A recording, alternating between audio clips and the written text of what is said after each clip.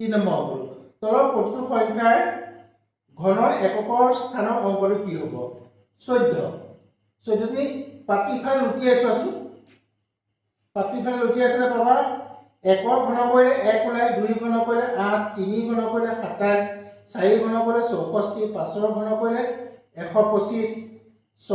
216 7 343